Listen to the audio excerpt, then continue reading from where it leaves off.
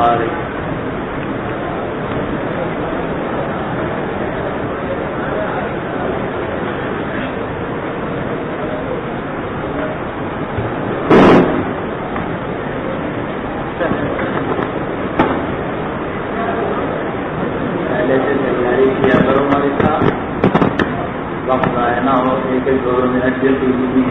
بسم الله الرحمن الرحيم. باب قوله سيحلفون بالله لكم إذا انقلبتم إليهم لتعرضوا عنهم فأعرضوا عنهم إنهم رجس ومأواهم جهنم جزاء بما كانوا يكسبون. بالسند المتصل منا إلى الإمام البخاري رحمه الله تعالى وتعالى الله بعلومه وطيوبه وبركاته آمين.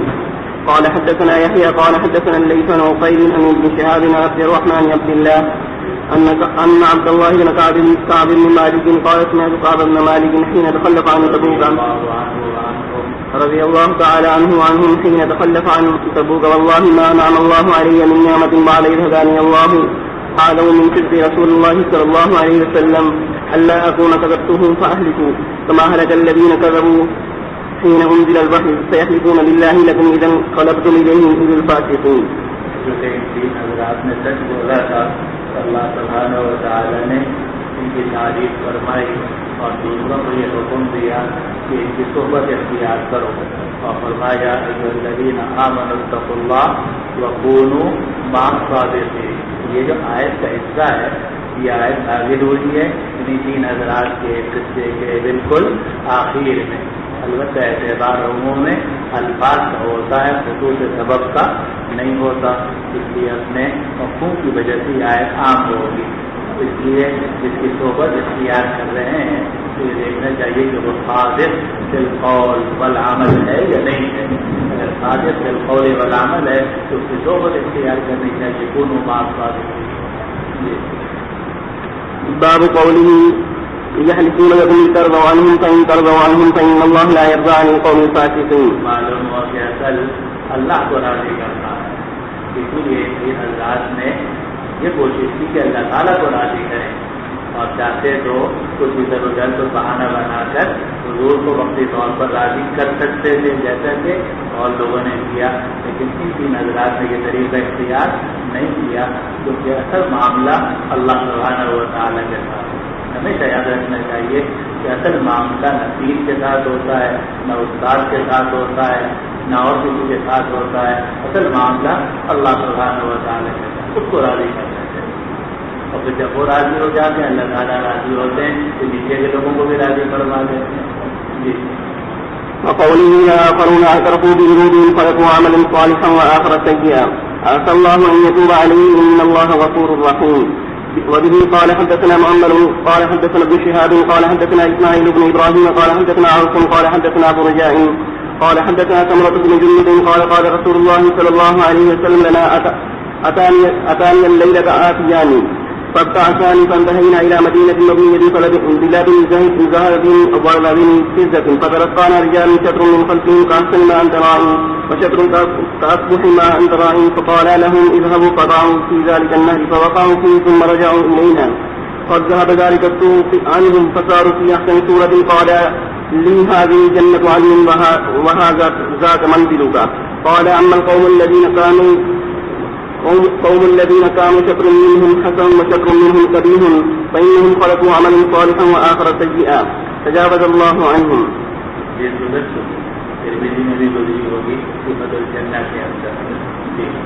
باب قوله ما كان للنبي والذين آمنوا أن يستغفروا للمشركين. وبه قال حدثنا إسحاق بن إبراهيم قال حدثنا عبد الرزاق قال أخبرنا معمر عن الزهري عن سعيد بن المسيب عن أبيه قال لما حدث أبا طالب الوفاة دخل عليه النبي صلى الله عليه وسلم عنده أبو جهل وعبد الله بن أبي أمية فقال النبي صلى الله عليه وسلم أي عمي قل لا إله إلا الله وحاجة. کفر سے رشتے ختم نہیں ہوتے, کفر سے رشتے ختم نہیں ہوتے. جب کفر سے ختم نہیں ہوتے تو فجر سے کیسے ختم ہو جائیں گے؟ جو صالح ہوں. قل لا إله إلا الله وحاج لك بها عند الله. قال أبو جهل وعبد الله بن أبي أمية يا أبا طالب أترضى عن ملة عبد المطلب. فقال النبي صلى الله عليه وسلم لأستغفرن لك ما لم أنهى عنك. فنزلت ما كان للنبي والذين آمنوا يستغفروا للمشركين ولو كانوا أولي قربى من بعد ما تبين لهم أنهم أصحاب الجحيم. بسم الله الرحمن الرحيم.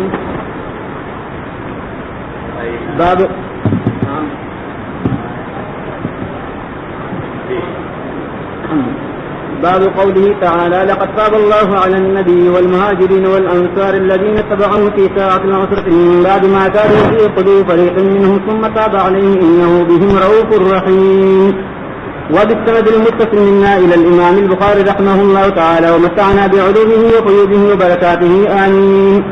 قال: حدثنا أحمد بن صالح قال حدثني ابن وهب قال أخبرني يونس قال أحمد وقال حدثنا عنبسة قال حدثنا يونس عن ابن شهاب قال أخبرني عبد الرحمن بن كعب قال أخبرني عبد الله بن كعب وكان قائد بن كعب بن حين عنه قال: سمعت قائد بن مالك رضي الله عنه وعنه في حديثه وعلى الثلاثة الذين خلفوا قال في آخر حديثه: إن من توبتي أن أنقل من مالك إلى الله ورسوله. فقال النبي صلى الله عليه وسلم: أمسك بعض مالك فهو خير لك. پورا مال نکالنا یہ بہتر نہیں ہے، بلکہ کچھ مال کو اپنے پاس رکھنا چاہیے، یہی بہتر ہے. ہر ایک کا مقام صدیقیت نہیں ہوتا. جی. باب قوله تعالى: وعن الثلاثة الذين خلفوا حتى إذا ضاقت عليهم الأرض بما رحبت وضاقت عليهم أنفسهم وظنوا أن لا ملجأ من الله إلا إليه ثم تاب عليهم ليتوبوا إن الله هو التواب الرحيم. وبه قال حدثني محمد قال حدثنا أحمد بن سعيد قال حدثنا أحمد بن أبي سعيد قال حدثنا موسى بن أعين قال حدثنا إسحاق بن راشد أن الزهري حدثه قال أخبرني عبد الرحمن بن عبد الله بن كعب بن مالك عن أبيه رضي الله عنه وعنه قال: سمعت أبي كعب بن مالك وهو أحد الثلاث الذين تاب عليهم أنه لم يتخلف عن رسول الله صلى الله عليه وسلم في غزوة غزاها قط غير غزوة العسرة وغزوة البدر. قال: قد مات رسول الله صلى الله عليه وسلم زحا وكان قل ما يقدم من سفر سافره إلا زحا وكان يبدو بالمسجد فيركع ركعة ونهى النبي صلى الله عليه وسلم عن كلامه وكلام صاحبه ولم ينهى عن كلام أحد من المتخلفين غيرنا فاجتنب الناس كلامنا فلبثت كذلك حتى طال عليه الأمر فما من شيء أهم إلا من أن أموت فلا يصلي عليه النبي صلى الله عليه وسلم أو يموت رسول الله صلى الله عليه وسلم فأكون من الناس بتلك المنزلة فلا يكلمني أحد منهم ولا يصلي عليه وہ لمبی حدیث میں نہیں گزرا تھا، کس میں ہے تو مجھے سب سے زیادہ فکر اس بات کی. ولا يصلي عليه فأنزل الله توبتنا على نبيه صلى الله عليه وسلم حتى بقي الثلث الآخر من الليل ورسول الله صلى الله عليه وسلم عند أم سلمة وكان أم سلمة مخطبة في شأن مأمونة في أمره. فقال رسول الله صلى الله عليه وسلم: يا أم سلمة تتوب على كعب. قال: فأفلا أرسل إليه فأبشر. قال: إذا يخطبكم الناس فيمنعونكم مسائر الليل حتى إذا صلى رسول الله صلى الله عليه وسلم صلاة الفجر آذن بتوبة الله علينا. وكان إذا استبشر السماء وجهه حتى كأنه قطعة من القبر وقلنا: أيها الثلاث الذين خلفنا عن الأمر الذي قبل من هؤلاء الذين اعتذروا حين أنزل الله لنا التوبة. فلما ذكر الذين كذبوا رسول الله صلى الله عليه وسلم من المتخلفين واعتذر بالباطل الذكر بالشر ما ذكر به أحد. قال الله تعالى: يعتذرون إليكم إذا رجعتم إليهم قل لا تعتذروا لن يؤمن لكم قد نبأنا الله من أخباركم وسير الله عملكم ورسوله الآية. باب قوله: يا أيها الذين آمنوا اتقوا الله وكونوا مع الصادقين. وبه قال حدثنا يحيى بن بكير قال حدثنا ليس عن وقيل بن أبي شهاب عن عبد الرحمن بن عبد الله بن كعب بن مالك عن عبد الله بن كعب بن مالك وكان قائد كعب بن مالك قال: سمعت كعب بن مالك يحدث حين تخلف عن قصة ربك فوالله ما أعلم أحد أبلاه الله توصف الحديث أحسن مما أبلاني ما تعمد منه ذكرت ذلك لرسول الله صلى الله عليه وسلم إلى يوم هذا كذبا. فأنزل الله على رسوله صلى الله عليه وسلم: لقد تاب الله على النبي والمهاجرين إلى قوله وكونوا مع الصادقين.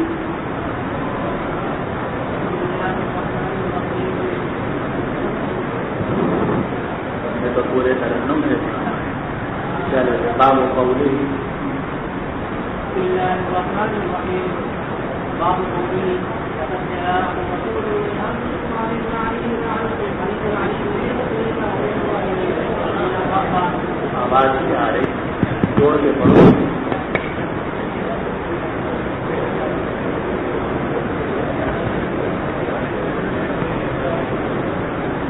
باب قوله لقد جاءكم رسول من أنفسكم عزيز عليه ما عنتم حريص عليكم بالمؤمنين رؤوف رحيم. من الرافع بالسند المتصل منا إلى الإمام الهمام الحافظ الحجة أمير المؤمنين في الحديث أبي عبد الله محمد بن إسماعيل البخاري رحمه الله تعالى ومتعنا بعلومه وبيوضه وبركاته آمين.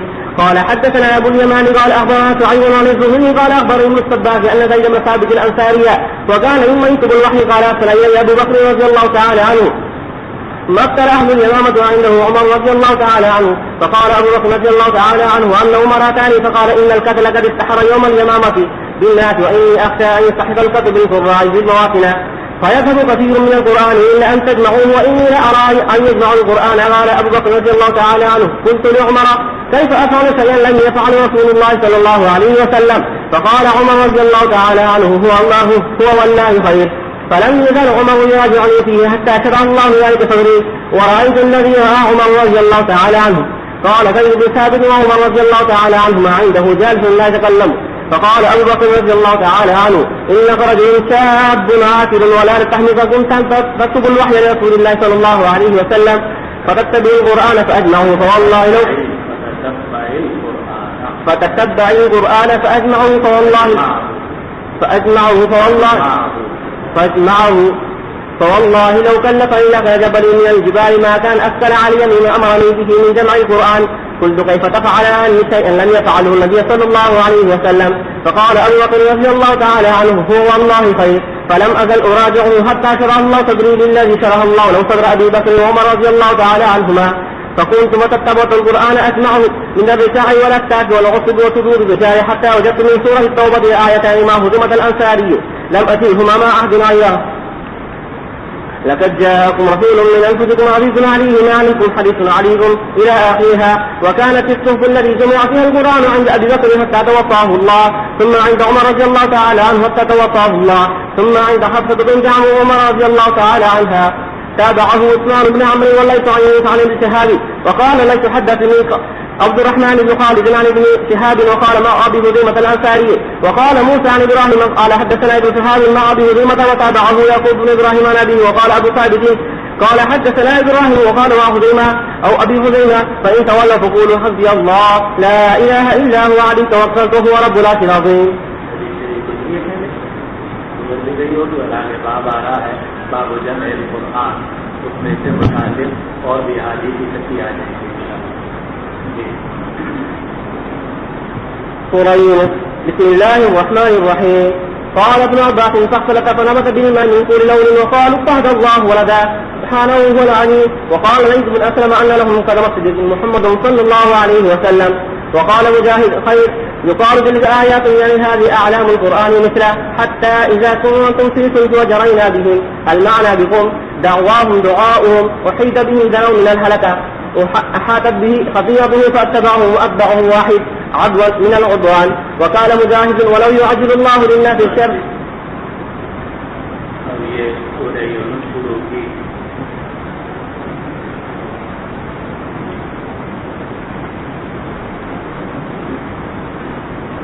امام بخاری رحمۃ اللہ علیہ نے اپنی عادت کے مطابق جو مختلف الفاظ ہیں ان کی تشریح نقل کرنی شروع کی اور اس میں لفظ آیا کہ اللہ لہم قدم صدق عند ربہم.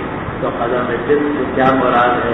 تو ایک جگہ امام بخاری رحمۃ اللہ نے ذکر کیا کہ سچا قدم. تو سچے قدم سے مراد کون ہے؟ حضور صلی اللہ علیہ وسلم. لیکن یہ تفصیل مرجوع ہے اور کم از کم ہمارے اکابر شیخ الہند حضرت خانوی رحمۃ اللہ علیہ اور دوسرے اکابر نے اس تفصیل کو اختیار نہیں کیا. اور بلکہ قدم صدق سے مراد یہ ہے کہ ان کا بلند مرتبہ ہوگا, سچا مرتبہ ہوگا اللہ کے ہاں ان کے اعمال کی وجہ سے. اس لیے مجاہد کا اگلا قول نقل کیا خیر کہ قدم صدق سے محمد صلی اللہ علیہ وسلم مراد نہیں ہے بلکہ خیر مراد ہے کہ ان کے لیے آخرت کے اندر خیر عظیم ہے اور سچ کا مرتبہ ہے.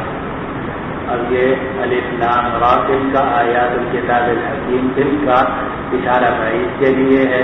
امام بخاری رحمۃ اللہ علیہ نے اس سے تفصیل کر دی حاضری کے ساتھ کہ یہاں غور مراد نہیں ہے, قریب کے لیے اس کو استعمال کیا گیا.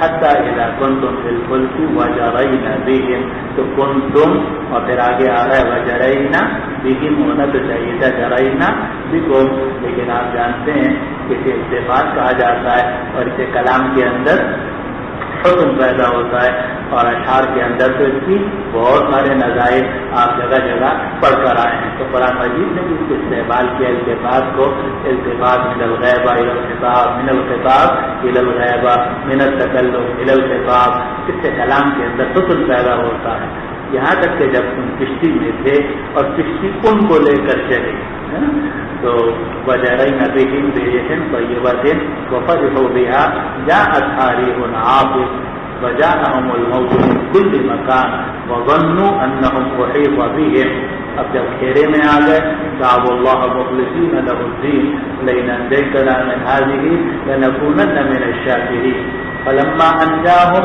اذا هم يبغون في الارض بغير الحق یا ایھا الناس انما بغیکم علی انفسکم متاع الحیاۃ الدنیا ثم الینا مرجعکم فننبئکم بما کنتم تعملون۔ تو جب آدمی مصیبت میں پھنستا ہے تو اللہ تعالیٰ کو پکارتا ہے، اور وَإِذَا مَسَّ الْإِنسَانَ الضُّرُّ دَعَانَا لِجَنبِهِ قَاعِدًا أَوْ قَائِمًا فَلَمَّا كَشَفْنَا عَنْهُ ضُرًّا مَرَّ كَأَن لَّمْ يَدْعُنَا إِلَىٰ ضُرٍّ مَسَّهُ۔ اس کی ایک مثال اللہ سبحانہ و تعالیٰ نے یہاں ذکر فرمائی، دعواہم وآخر دعواہم ان الحمد للہ رب العالمین۔ تو یہاں دعوت مراد کیا ہے؟ دعا ہے۔ وحیط بہم، اسی آیت کے اندر اب دیکھو یہ پھر وہ آگے پیچھے گئے ہیں امام بخاری رحمۃ اللہ علیہ، حالانکہ وحیط بہم جو ہے وہ تو اسی کی حتی اذا کنتم فی الفلک والی آیت کے اندر شامل تھا۔ تو وحیط بہم سے مراد یہ کہ ہلاکت کے قریب ہو گئے، احاطت به خطیئتہ فاتبعهم فرعون بجنوده، تو فاتبعهم ہو یا فتبعهم ہو، دونوں کے معنی ایک ہے۔ چلو وقال مجاهد ولن يعجل الله للناس الشر استعجالهم بالخير قول الإنسان لولده وماله إذا أعجب اللهم لا تبارك له فيه ولعنه لقضي إليهم أجلهم لأهلك من دعي عليه ولأماته أحسن الحسنى مثلها حسنى وزيادة المغفرة وقال غير أنه إلى وجهه الكبرياء والملك۔ اگر اللہ تعالیٰ لوگوں کے لیے شر جلدی سے بھیج دے، جیسا کہ وہ خیر جلدی سے مانگتے ہیں، لقضی الیہم اجلہم، تو ان کا عذاب ان کے عذاب کو ان کے لیے فیصلہ کر دیا جائے۔ اجل کا ترجمہ عذاب کا بھی کیا گیا ہے اور اجل کا ترجمہ موت کا بھی کیا گیا ہے۔ کیا مطلب کہ یہ کافر جو ہیں عذاب کا مطالبہ کرتے ہیں کہ اگر تم سچے ہو تو ہمارے اوپر عذاب لے کر آؤ، اور بسا اوقات انسان جو ہے وہ اپنے اوپر، اپنے بچوں پر یا اپنے جانور کے اوپر بد دعائیں کرتا ہے، وہ تو مرے۔ اب وہ ظاہر ہے کہ اس طرح کی بد دعا اگر فوراً قبول ہو جائے لقضی الیہم اجلہم، لیکن اللہ سبحانہ و تعالیٰ رحیم اور کریم ہے، اس طرح کی بد دعاؤں کو فوراً قبول نہیں فرماتے۔ وَلَوْ يُعَجِّلُ اللَّهُ لِلنَّاسِ الشَّرَّ اسْتِعْجَالَهُم بِالْخَيْرِ، اس میں یہ بات بھی داخل ہے کہ انسان اپنی اولاد اور مال کے لیے غصے کی حالت میں یہ کہہ دے کہ اے اللہ میرے مال و اولاد میں برکت نہ دے، بلعنہ، اور اس پر لعنت کر، یعنی ان کو رحمت سے دور کر۔ لَقُضِیَ إِلَیہم أَجَلُہم أَیْ لَأُهْلِکَ مَن دُعِیَ عَلَیہ وَلَأَمَاتَہُ للذین احسنوا الحسنى وزیادہ۔ حسنہ سے مراد جنت ہے اور زیادت سے مراد کیا ہے؟ تو اس کی دو تفسیریں امام بخاری رحمۃ اللہ علیہ ذکر کر دی کہ مغفرت بھی اس سے مراد ہو سکتی ہے، اور اس سے رؤیت باری تعالیٰ بھی مراد ہو سکتی ہے۔ وَلَهُ الْكِبْرِيَاءُ فِي السَّمَاوَاتِ وَالْأَرْضِ الْمُلْكُ۔ باب قوله وجاوزنا ببني إسرائيل البحر فأتبعه فرعون جنوده بغيا وعدوا حتى إذا أدركه الغرق قال آمنت أنه لا إله إلا الذي آمنت به بنو إسرائيل وأنا من المسلمين ننجيك من فيك على نجوة من الأرض وهو اللحظ المكان المرتفع وبه قال حدثنا آمنت أنه لا إله إلا الذي آمنت به بنو إسرائيل۔ تو فرعون کا ایمان اس وقت میں معتبر نہیں سمجھا گیا، اس لیے کہ وہ ایمان یاد نہیں تھا بلکہ ایمان بعد تھا۔ ایک ایمان یاد ہوتا ہے، ایک ایمان بعد ہوتا ہے۔ ایمان یاد جو ہے وہ مقبول ہے، ایمان یاد جو ہے وہ مقبول ہے۔ یاد کہتے ہیں نا امیدی کو۔ جب انسان بالکل نا امید ہو جائے، مثلا کوئی کافر ہے اور جناب اس کو پتا ہے کہ اب 1 منٹ کے بعد مجھے پھانسی چڑھا دیں گے اور جناب وہ گولی ماریں گے، طے ہے بالکل، اور وقت دیکھ رہے ہیں کہ 1 منٹ کے بعد یہ ہوگا، اس وقت میں اگر کوئی آدمی ایمان لائے تو شرعاً وہ ایمان معتبر ہے یا نہیں ہے؟ تو تمام فقہاء متفق ہیں کہ ایمان معتبر ہے، کیونکہ یہ ایمان یاد ہے۔ اور اسی کے الٹ اللہ تعالیٰ پناہ میں رکھے، اللہ تعالیٰ پناہ میں رکھے الٹ بھی ہو سکتا ہے کہ کوئی آدمی جو ہے اس وقت کی حالت میں کفر نعوذ باللہ من ذالک اختیار کرے تو وہ بھی معتبر ہوگا۔ تو ایمان یاد جو ہے وہ معتبر ہے، لیکن یہ ایمان بعد ہوتا ہے، اور ایمان بعد کا مطلب یہ کہ اللہ کا عذاب شروع ہو جائے، یعنی عذاب کے فرشتے جو ہیں وہ نظر آنے لگیں، اور عالم غیب جو ہے وہ عالم غیب نہ رہے بلکہ عالم شہود بن جائے۔ تو جب غیب نہیں رہے گا تو ایمان بالغیب تو نہ ہوگا، جب ایمان بالغیب نہ ہوگا تو وہ ایمان باشرن معتبر نہ ہوگا۔ تو یہ جو فرعون نے کہا تھا کہ آمنت انہ لا الہ الا الذی آمنت بہ بنو اسرائیل، یہ ایمان یاس نہیں تھا بلکہ ایمان با۔ اسی کو قرآن مجید نے ایک جگہ میں فرمایا فلما رأوا بأسنا قالوا آمنا باللہ وحدہ۔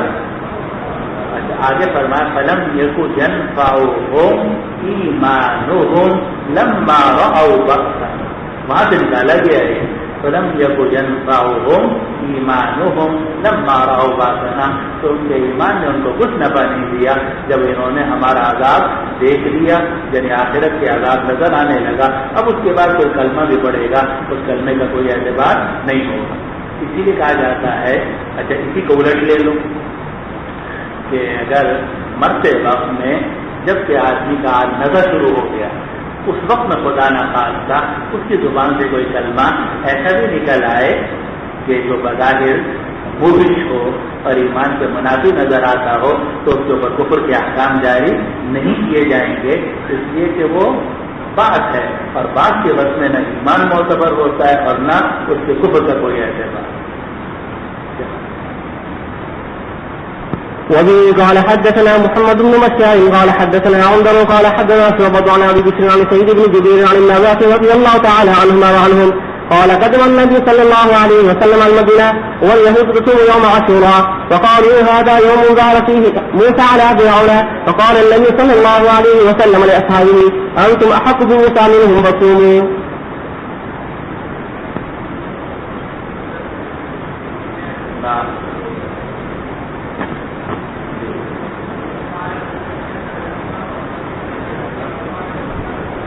الانباء الرحیم بالحبشیہ کہ انک لانت الحلیم الرشید، اور ابا منیب حضرت ابراہیم علیہ السلام کے قصے میں آتا ہے۔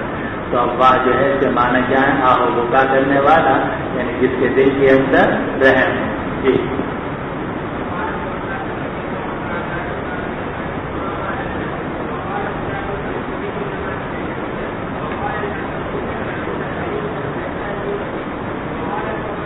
قوم شعیب نے جو حضرت شعیب علیہ السلام کے لیے کہا تھا انک لانت الحلیم الرشید، تو وہ صفت حلم یا صفت رشد ثابت کرنا مقصود نہیں تھا بلکہ مذاق اڑانا مقصود تھا۔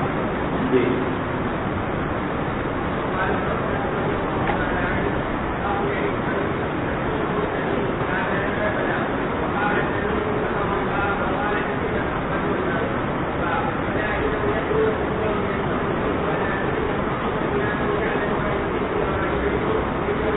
خبردار جس وقت میں وہ اپنے سینوں کو موڑتے ہیں تاکہ اللہ سے چھپ جائیں، اور خبر یعنی حضور سے چھپ جائیں یا اللہ سے چھپ جائیں، خبردار جس وقت میں وہ اپنے کپڑوں سے اپنے آپ کو ڈھانپ لیتے ہیں، اس وقت میں بھی اللہ جانتا ہے کہ وہ چپ کے کیا کر رہے ہیں اور علانیتاً کیا کر رہے ہیں۔ تہخانوں میں جا کر بھی آدمی کوئی کام کرے اور لحاف کے اندر بھی کوئی کام کرے، کپڑے اوڑھ کے بھی کام کرے، تو بھی اللہ سبحانہ و تعالی جو ہے ان سے کوئی چیز چھپی ہوئی نہیں ہے۔ یعلم خائنۃ الاعین وما تخفی الصدور۔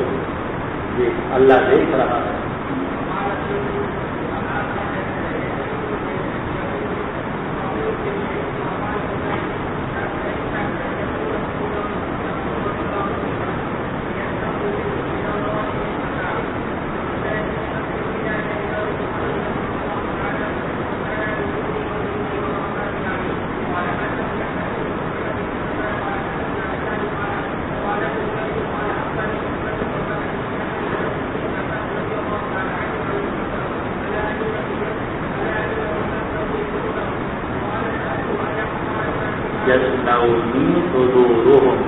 یعنی اس کے دو ارادے ہیں.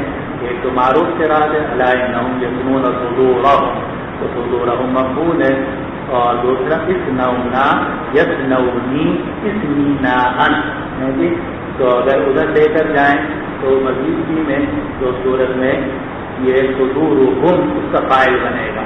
تو صورت میں یہ عبارت ہوگی کہ الا انہم یسنونی صدورہم، اور اس کو بھی تا کے ساتھ بھی پڑھا گیا، یا کے ساتھ بھی پڑھا گیا تسنونی صدورہم اور یسنونی صدورہم. جی قال سألت عنها، یہ صدورہم غلط لکھا ہوا ہے، کیونکہ اگر اسنونا یسنونی ہوگا تو پھر اس صورت میں صدورہم اس کا فاعل بنے گا. جی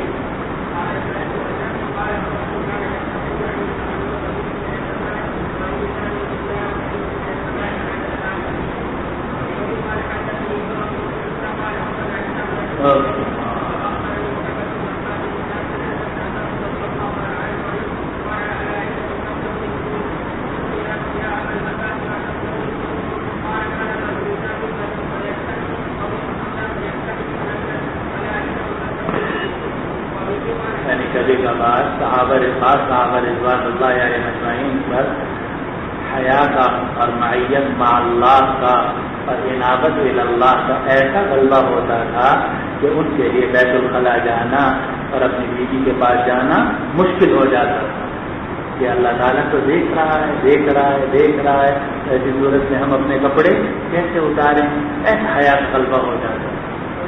تو اس کے بارے میں بھی یہ آیت نازل ہوئی. جی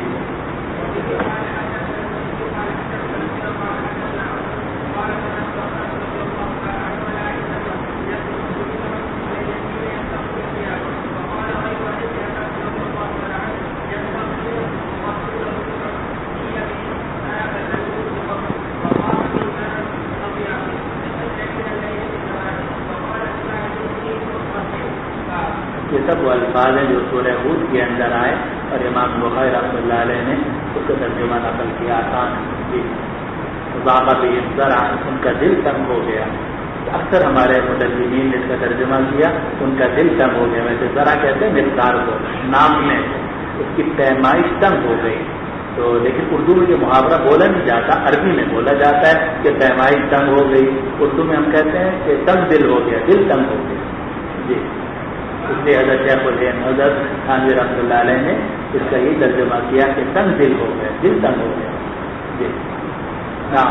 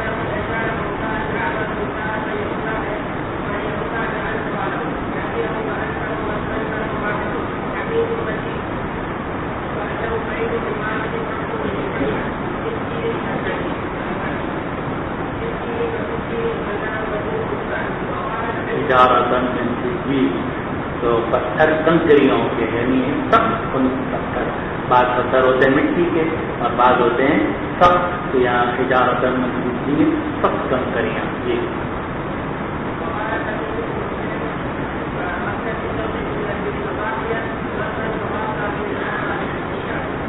زمین ابن مقبل کا شعر نقل کیا کہ ورجلۃ یضربون الفیل ضاحیۃ، اور کچھ مرد ہیں راجل ہیں، کچھ پیدل چلنے والے یعنی مرد ہیں جو کہ قوس پر مارتے ہیں، تیر قوس پر مارتے ہیں، ضاحیۃ صبح کے وقت میں، ضاحیۃ کا ترجمہ ضحیٰ کے وقت سے بھی ہو سکتا ہے، اور ضاحیۃ کا ترجمہ ظاہرۃ کا بھی ہو سکتا ہے کہ خوب دبا کے سب کے سامنے مارتے ہیں۔ ایسے مرد ہیں ضرباً اس طرح مارتے ہیں کہ وہ ضرب شدید ہوتی ہے، تواقع به الابطال، اور بہادروں نے اس کی وصیت کی ہوتی ہے کہ جب لڑو تو اس طریقے سے لڑنا۔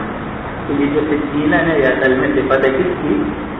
ضربن کی، اس لیے میں نے ترجمہ اس کا پہلے کر دیا تاکہ آپ کو پتہ چل جائے کہ موضوع صفت ہے ضربن تواقع به الابطال سکین۔ جی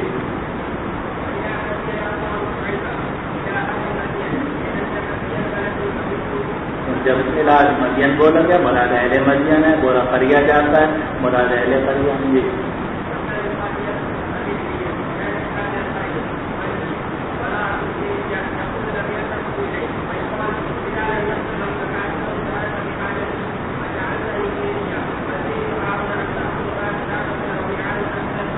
بس اب یہ وراءکم ذریہ، یہ قرآن مجید کی آیت کا حصہ ہے کہ وَاتَّخَذْتُمُوهُ وَرَاءَكُمْ ذِرِّيًّا، اور تم نے اسے اپنے پتے پش ڈال دیا ہے۔ تو اردو میں بھی بولا جاتا ہے محاورہ کہ بھئی تم نے میرا کام پتے پش ڈال دیا ہے، اسی کو یہ محاورہ عربی میں بھی ہے وَاتَّخَذْتُمُوهُ وَرَاءَكُمْ ذِرِّيًّا یقول لم یلتفتوا الیہ لم تلتفتوا الیہ، کہ تم اس کی طرف توجہ نہیں کرتے۔ اور کہا جاتا ہے کہ جب کوئی آدمی کسی کی حاجت پوری نہ کرے تو دوسرا کہتا ہے ظہرت بحاجتی، تم نے میری حاجت اپنے پشت کے پیچھے ڈال دی ہے۔ وجعلتنی ظہریہ، اور کہتا ہے کہ تم نے مجھے پتے پشت ڈال دیا ہے۔ لیکن ظہری کا ایک اور معنی بھی ہے، کہتے ہیں ظہری ہا ہونا۔ اب یہ ہا ہونا یہاں غلط ہے ہمارے، کیونکہ یہاں یہ معنی نہیں بنتا، اس لیے آپ کے حاشیے والے بھی لکھ رہے ہیں، اللہ بھی لکھ رہے ہیں کہ یہ امام بخاری رحمۃ اللہ علیہ کے مسامحت ہے۔ تو ظہری کا ایک اور معنی یہ ہے انتا خود ماں کا دابن اور بیان، کہ تم اپنے ساتھ کوئی جانور لو یا کوئی برتن لے لو تصویر بھی، اور اس کو پشت کی جانب لگا کر اس سے ٹیپ لگا لو، تو اسے بھی کیا کہا جاتا ہے؟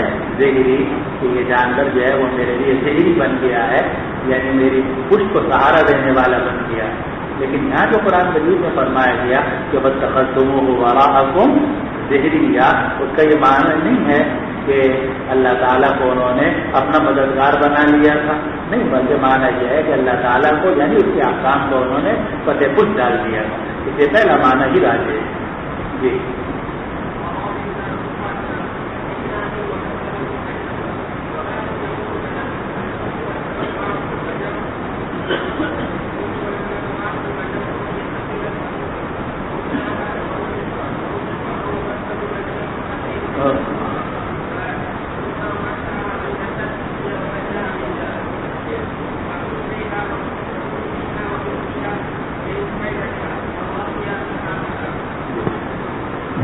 بسم الله الرحمن الرحيم.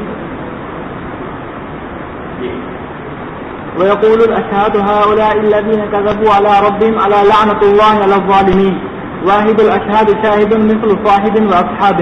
وبالسند المتصل منا إلى الإمام المهم الحافظ الحجة أمير المؤمنين في الحديث أبي عبد الله محمد بن إسماعيل البخاري رحمه الله تعالى ومتعنا الله تعالى بعلومه وفيوضه وبركاته آمين.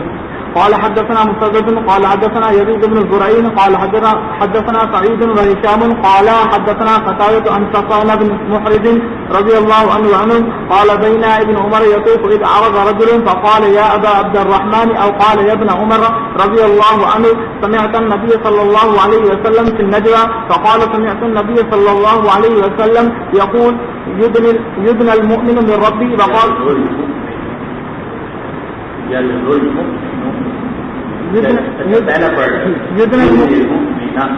يدنى المؤمن من ربه. وقال هشام يدنى المؤمن حتى يضع عليه كنفه فيقربه بذنوبه تعرف ذنب كذا يقول رب أعرف يقول أعرف مرتين فيقول سترتها في الدنيا وأغفرها لك اليوم ثم تطوى صحيفة حسناته. وأما الآخرون أو قال الكفار فينادى على رؤوس الأشهاد هؤلاء الذين كذبوا على ربهم. وقال شيبان عن قتادة وقال شيبان عن قتادة حدثنا صفوان. ایک آدمی نے پوچھا کہ اے ابن عمر کیا آپ نے نبی کریم صلی اللہ علیہ وسلم سے کوئی حدیث سنی ہے سرگوشی کے بارے میں؟ سرگوشی سے مراد ہے کہ اللہ تعالیٰ اپنے بندے سے چپ کے بات کریں گے. فرمایا کہ ہاں میں نے نبی کریم صلی اللہ علیہ وسلم کو سنا ہے. آپ فرماتے تھے کہ مومن کو اس کے پروردگار کے قریب کر دیا جائے گا. جو دخل مومن کو اس کے پروردگار کے قریب کر دیا جائے گا. اور نشان میں جو روایت کی اس میں یہ کہ جب المؤمن جو مومن قریب ہو جائے گا. یاد ہے کہ اللہ تعالیٰ اپنا لفظی ترجمہ تو کنک کا معنی بازو جانے لیکن اللہ عالم مراد یاد ہے کہ اللہ تعالیٰ اپنا بازو پر رکھ دیں گے اور اس کے گناہوں کو اسے اقرار کرائیں گے اور فرمائیں گے تو بنا گناہ پہچانتا ہے. وہ کہے گا پروردگار پہچانتا ہوں اور یہ کہے گا کہ میں پہچانتا ہوں. دو مرتبہ کہے گا. اللہ تعالیٰ فرمائیں گے کہ میں نے اس دنیا میں تیرے گناہوں کو پردہ ڈال دیا تھا اور آج کے دن میں تیرے لیے اس گناہ کی مغفرت کرتا ہوں. پھر اس کے نیکیوں کا طریقے کو لپیٹ دیا جائے گا. باقی رہے کفار تو سب کے سامنے اعلان کیا جائے گا هؤلاء الذين كذبوا على ربهم الا لعنة الله على الظالمين. باب قوله وكذلك أخذ ربك إذا أخذ القرى وهي ظالمة إن أخذه أليم شديد. الرفض المرفوض الأون المعين رفضته أعنته ترقنوا تميلوا امام بخاری رحمۃ اللہ نے رزق المرفوض کا ترجمہ کیا العون المعین. لیکن ہمارے اکثر جو مفسرین ہیں وہ ترجمہ کر رہے ہیں انعام اور عطیے کا کہ بہت بڑا ہے انعام جو ان کو دیا گیا. کافروں کو جو کچھ ملے گا بدلہ وہ بہت بڑا ہے. تو تعبیر کیا گیا رزق سے رزق کہتے ہیں عطیہ اور انعام کو. لیکن رزق المرفوض بہت بڑا انعام جو ان کو دیا گیا. امام بخاری رحمۃ اللہ علیہ نے ان کی مرجو تفسیر نقل کی العون المعین. اگلی بھی تفسیر مرجو ہے. رفع یرفض کے اصل معنی ہوتے ہیں عطیہ دینے. ترکنوا تمیلوا فلولا ترکنوا الی الذین ظلموا ظالموں کی طرف مت مائل ہو. تو ترکنوا کا ترجمہ تمیل ہو. فلولا كان فهلا كان اتركوا اهلكوا. وقال ابن عباس زفير وشهيق صوت شديد وصوت ضعيف. وبه قال حدثنا صدقة بن الفضل قال اخبرنا ابو معاوية کس کی جو ہے آہیں اور صرف کیا تو ضمیر جو ہے صوت شدید کو کہتے ہیں اور شدید جو ہے وہ صوت ضعیف کو کہتے ہیں. وبه قال حدثنا صدقة بن الفضل قال اخبرنا ابو معاوية قال حدثنا بريد بن ابي بردة عن ابي بردة عن ابي موسى رضي الله عنه وعنهم قال قال رسول الله صلى الله عليه وسلم ان الله لا يملي للظالم حتى اذا اخذه لم يفلته. قال ثم قرأ وكذلك اخذ ربك اذا اخذ القرى وهي ظالمة ان اخذه أليم شديد. باب قوله واقم الصلاة طرفي النهار وزلفا من الليل ان الحسنات يذهبن السيئات ذلك ذكرى للذاكرين. وزلفا ساعات بعد ساعات ومنه سميت المزدلفة. الزلف منزلة بعد منزلة واما زلفا مزدلفہ کئی وجہ سے کہا جاتا ہے. ایک تو اس لیے کہ اختلاف کے معنی ہوتے ہیں تقرب کے, تو اس میں تقرب عند اللہ نصیب ہوتا ہے. اور دوسرا مفہوم امام بخاری رحمۃ اللہ نے ذکر کیا کہ ظلم کہتے ہیں ساعات بعد ساعات. اور مزدلفہ میں لوگ اکٹھے نہیں پہنچتے, ساعات بعد ساعات پہنچتے ہیں. اور ایک معنی وہ ہے جو آپ نے نیچے کی بلا پڑا ہوگا تو مزدلفہ کو مزدلفہ کہا جاتا ہے. اس لیے کہتے ابراہیم حضرت آدم اور حضرت حوا علیہ السلام کا یہاں اجتماع ہوا تھا, رات انہوں نے یہاں گزاری. جی. واما زلفا فمصدر من القربى اذ دلفوا اجتمعوا ازلفنا اجمعنا. وبه قال حدثنا مسدد قال حدثنا يزيد هو ابن زريع قال حدثنا سليمان التيمي عن ابي عثمان عن ابي مسعود رضي الله عنه ان رجلا اصاب من امراه قبلة فاتى رسول الله صلى الله عليه وسلم فذكر له ذلك فانزلت عليه واقم الصلاة طرفي النهار وزلفا من الليل ان الحسنات يذهبن السيئات ذلك ذكرى للذاكرين.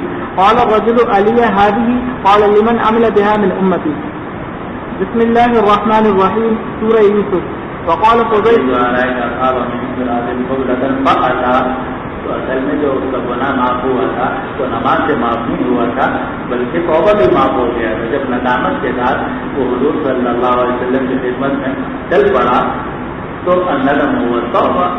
تو توبہ تو ہو کہ گناہ تو معاف ہو گیا, لیکن کچھ اثرات تھوڑے سے باقی رہ جاتے ہیں گناہ کے, تو وہ نیکی سے ظاہر ہو جاتے ہیں. ان الحسنات یذہبن السیئات. جی. وقال فضيل عن حسين عن مجاهد متكن الأترنج وقال فضيل الأترنج بالحبشية متكن وقال ابن عيينة عن رجل عن مجاهد متكن كل شيء قطع بالسكين وقال قتادة له علم عامل بما علم وقال ابن جريج سواع مخطوط الفارسي الذي يلتقي طرفه كانت تشرب به الأعاجم وقال ابن عباس تفندون تجهلون وقال غيره غيابة كل شيء غيب عنك شيء فهو غيابة والجب الركية التي لم تطوى بمؤمن لنا بمصدق لنا أشده قبل أن يأخذ في النقصان يقال بلغ أشده وبلغ أشده وقال بعضهم واحدها شد والمتك متکان تو متکان کی ترجمہ سے ادرن کے مالٹے ان کے سامنے رکھے اور ادرن حقیقی زبان میں کہلاتا ہے یعنی مالٹا نارنگی یا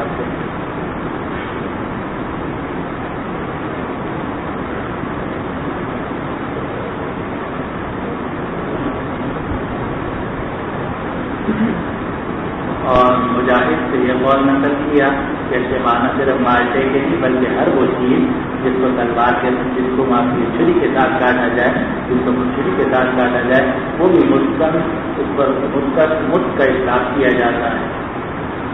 اسی طرح یوسف میں آتا ہے وہی نمود علم بما علمناہ تو علم سے مراد کیا ہے کہ جو کچھ علم حاصل ہو اس پر عمل بھی کیا تو وہ علم ہوگا. اور یہ جو آتا ہے سوا الملک تو اس سے مراد مکو کے فارسی ہے کہ جس کے اوپر کی دونوں کنارے جا کر مل جاتی ہے نیچے سے بڑا ہوتا ہے اور اوپر جو ہے وہ جا کر چھوٹا ہو جاتا ہے اور آجمی لوگ جو تھے اس میں کیا کرتے تھے. اور عبداللہ ابن عباس رضی اللہ عنہ نے قول نقل کیا کہ تو بنجون معنی میں تو جانور کے غیابہ تو ہر وہ چیز جو تم سے کسی چیز کو غائب کر دے تو وہ غیابہ ہے. اور جو کہتے ہیں اس کچے کنویں کو جس کی منڈیر نہ بنائی گئی ہے ہمارا کبھی مکھ میں مل لینا بولا گیا منہ میں لیکن معنی ہے کس کے مفسر کے بلغا شدہ اپنے طاقت کو پہنچ گیا یعنی نقصان میں شروع ہونے سے پہلے 40 سال کے بعد آدمی نیچے اترنا شروع ہو جاتا ہے لیکن 30 سے 40 سال کے درمیان کا جو حصہ ہے اس میں آدمی اپنے اشد پر ہوتا ہے پوری طاقت پر ہوتا ہے. والمتكأ ما اتكأت عليه لشراب أو لحديث أو لطعام وابتلى الذي قال الأترنج وليس في كلام العرب الأترنج فلما احتج عليهم بأنه المتكأ من نمارك فروا إلى شر منه فقالوا إنما هو المت ساكنة التاء وإنما المت طرف البذر ومن ذلك قيل لها مكاء وابن المكاء فإن كان ثم أترنج فإنه بعد المتكأ شغفها. حضرت امام بخاری رحمۃ اللہ علیہ نے دوبارہ وہ لفظ شروع کر دیا حالانکہ اس ملک کا لفظ سے گزر چکا تھا.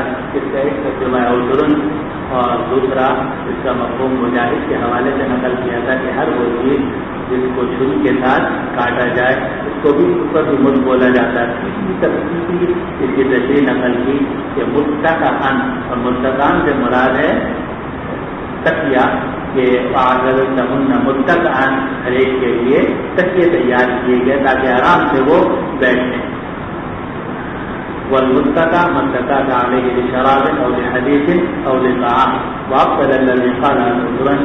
اور اس قول والے نے یہ کہا اس نے باطل قرار دیا اس آدمی کو کہ جس نے اس کی تفسیر ادرن کے ساتھ نقل کی تھی اور یہ کہا کہ کلام عرب کے اندر ادرن ہوتا ہی نہیں ہے. اور جب ان کے اوپر یہ استدلال کیا گیا کہ المتکأ من نمارق کہ یہ متکأ ہے اور یہ نمارق سے چمڑے کے وہ تکیے بنائے گئے تھے اور وہ شر میں ہو تو اس سے بھی زیادہ ایک بری چیز کی طرف انہوں نے قرار اختیار کیا اور کہا کہ یہ ملک ہے اور جس کی ساکن ہے اور ملک کہا جاتا ہے عورت کی شرمگاہ کے کنارے سے اور اسی وجہ سے عورت کو کہتے ہیں متکا اور ابن المتکا. اور اگر وہاں کوئی ادرن تھا بھی تو وہ تکیوں کے بعد تھا کہ تکیے بھی لگائے گئے تھے اور تکیے لگانے کے بعد پھر ادرن جو ہے وہ بھی سامنے رکھا گیا. اب یہ آگے آپ کا حاشیہ نمبر 4 پڑھ لو.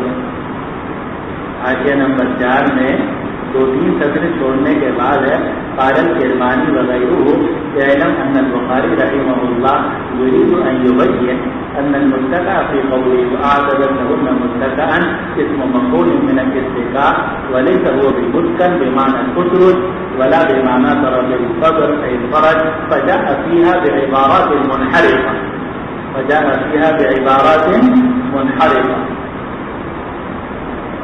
اور اس سے آگے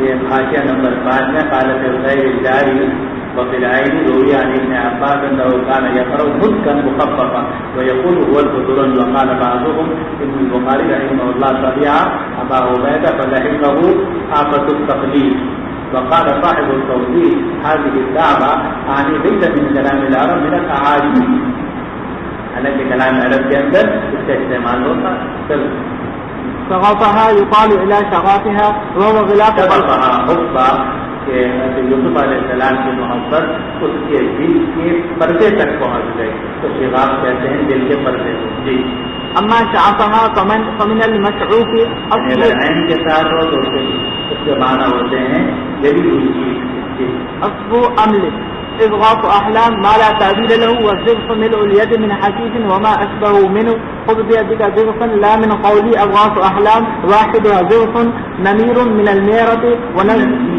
من الميرة ونزداد كيل بعير ما يحمل بعير عبا إليه ضم إليه السقاية مكيال تفتو لا تزال حربا محربا يذيبك الهم تحسسوا تخبروا مزدات قليلة غاشية من عذاب الله عامة مدللة.